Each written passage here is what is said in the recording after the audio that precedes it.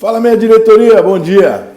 Ontem eu fiz um post no meu Instagram e falei que a seleção brasileira é um retrato hoje. A escalação da seleção brasileira hoje é um retrato do quanto o futebol mundial caiu de nível, né? E algumas pessoas entendem isso como, tá falando mal da seleção. Que isso, cara? Eu sou o maior torcedor da seleção que existe.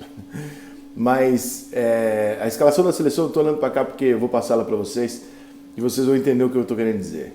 Danilo, Marquinhos, Thiago Silva e Renan Lodge, Casimiro, Bruno Guimarães, Cebolinha, Coutinho, Neymar e Firmino.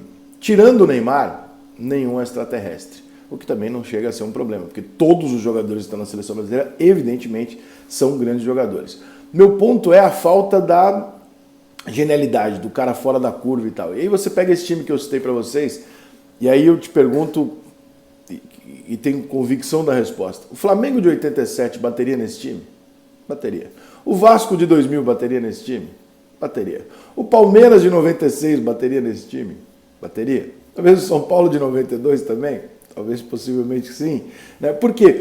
Porque existe uma falta de qualidade técnica discrepante no futebol mundial, isso não é no futebol brasileiro. E esse é o meu ponto na minha reclamação com relação ao futebol moderno. Não é necessariamente com relação à correria do jogo, à intensidade, não é isso.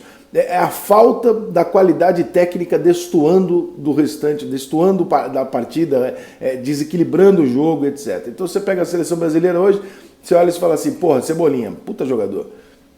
Coutinho, eu não gosto tanto assim, mas muito bom jogador. Firmino, muito bom jogador. E nós estamos falando de um tempo, nós estamos falando de Miller, Renato Gaúcho, Careca, Romário, nós estamos falando de outro patamar de futebol. Tirando o Neymar, que é um jogador que está num nível totalmente estratosférico, esses caras todos, eles são muito bons jogadores, mas de um futebol que se adaptou à mediocridade, ou seja, a mediocridade é assim, eles são acima da média, né? Então, portanto, o futebol medíocre aqui e eles estão aqui. Antigamente o futebol medíocre era aqui, os caras estavam aqui, entendeu? Nós estamos falando de craque, estamos falando de jogador absolutamente acima da curva, nós estamos falando de um Palmeiras, eventualmente, tinha Djalminha, Rivaldo, Miller, Luizão, outro tipo de futebol. Então, quando eu digo, várias vezes eu faço esse comentário e algumas pessoas mais novas contestam, e eu mega compreendo, porque eu era o cara que eu falava com meu pai assim, meu pai falava, não, porque o futebol antigamente e tal. Eu brigava com meu pai e falava, pai, o São Paulo hoje ganha muito mais do que ganhava antigamente. Meu pai falou, mas eu não estou discutindo o que ele está ganhando, eu estou discutindo a qualidade técnica do jogo. Meu pai dizia, era muito mais técnico o jogo na época do Pelé do que o jogo é hoje. E eu achava que não, eu falava, não, pai, você tá maluco e tal. E hoje, quando eu tenho 40 anos, eu vejo e falo, pô, eu entendi o que meu pai queria dizer. Meu pai estava me dizendo que, ano após ano, as outras questões se tornam mais relevantes no futebol do que a questão técnica. Então, quando você tem jogadores de um nível muito alto tecnicamente, você acredita que aquele time ou vai fazer um grande espetáculo ou vai ganhar o jogo. Hoje, você não tem a menor ideia de quem vai ganhar o jogo, você tem muitos outros fatores para considerar, e há quem goste, fala, pô, mas o jogo é mais intenso, é mais corrida, é mais pegado e tal. Desculpa, eu não sou dessa turma, eu acho que o esporte sempre tem que ter o destaque voltado para o talento natural, para o talento do cara.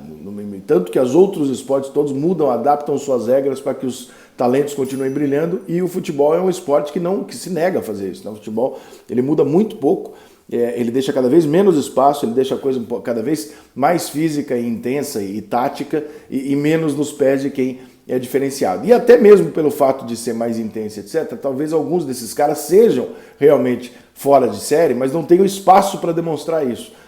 O fato é que quando você olha a seleção brasileira hoje, você fala assim, bom, a seleção brasileira hoje ela está recheada de bons jogadores, de grandes jogadores, mas quantos desses 10 jogadores que eu citei, eu não citei o goleiro porque não está aqui na escalação, quantos desses 10 jogadores da seleção brasileira estarão para a história do futebol brasileiro?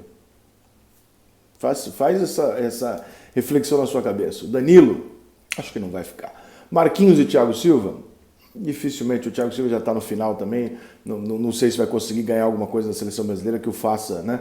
Renan Lodge, né? Não é um fora de série. Casemiro, Bruno Guimarães, Cebolinha, Felipe Coutinho, esses caras vão ficar eternizados no futebol mundial? Normalmente uma seleção brasileira, ela tem ali pelo menos 7, 8 jogadores, né? 6 ou 7, vai. E você olha e fala, esses caras aqui, pô, né? são absolutamente eternos no futebol. Hoje a gente tem aqui o Neymar, cara. O restante ele é muito bom jogador, não estou contestando a qualidade de ninguém, pelo amor de Deus. Tá na seleção brasileira, é muito bom jogador. Mas ninguém ali vai ficar na história do futebol da maneira com que antigamente se ficava, sabe? A gente tinha um ataque com Careca e Miller e Bebeto e Romário, porra. É outra coisa.